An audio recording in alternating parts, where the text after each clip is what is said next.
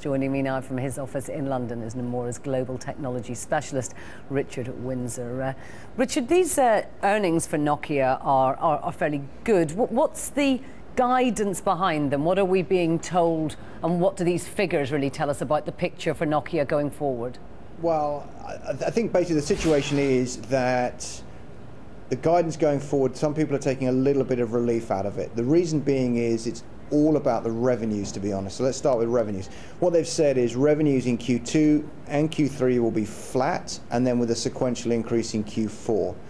That, compared to what some people have been frightened of, which is a further cataclysmic loss of market share due to the product transition to Windows Mobile, the company thinks that it can avoid that. Now, the way it's avoiding that is that it's going to cut pricing, it's going to take smartphones into tiers where no one else can really compete, and that's why you've seen the margin guidance go down. So it's a bit of a push me and a pull you. Numbers are going down, but there is some relief that it's not going to be really bad. No, you talked a bit about those Windows phones. How much do we know about the deal with Microsoft? I mean, they're putting all their eggs in one basket here, really, aren't they? This is a big deal for them.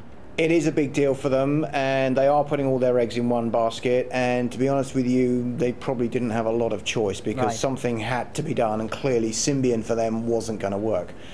Now, the deal with Microsoft got a little bit clearer, just a tiny bit clearer, in that there is some kind of back payment from Microsoft to Nokia. It's a cash payment, and it will be made as when Windows phones begin to ship. So it's possibly some kind of royalty that Microsoft has agreed to pay Nokia every time they ship a Windows phone. How that works, we don't know, but the company has said we will see it in the profit and loss account. So I presume when the time comes, they will call it out and they will tell us how big it is. Now, we've seen these fantastic figures from Apple once again. I mean, are they beatable in this smartphone market? At the moment, no. Right. However, there are a couple of things changing in the market that make life not quite as straightforward for Apple. The first one is the $600 segment that they currently occupy, we think is going to start to become saturated in the second half, moving the smartphone market more into the mid and the low tier, putting it more in the scope of sort of Samsung, LG, HTC, etc., etc. So the market, we think, will move a little bit away from Apple.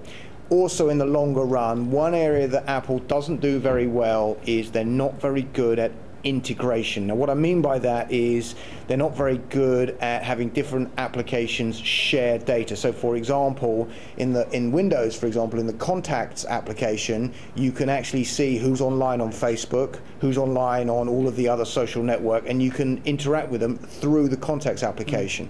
On the Apple iPhone, you have to duck and dive between different applications, and it's possible that in the future that may become much more of a differentiator than it is right now. If that is the case, then Apple have got some work to do. And in terms of the tablet market, the iPad obviously doing well, but maybe the sales not quite what we were expecting.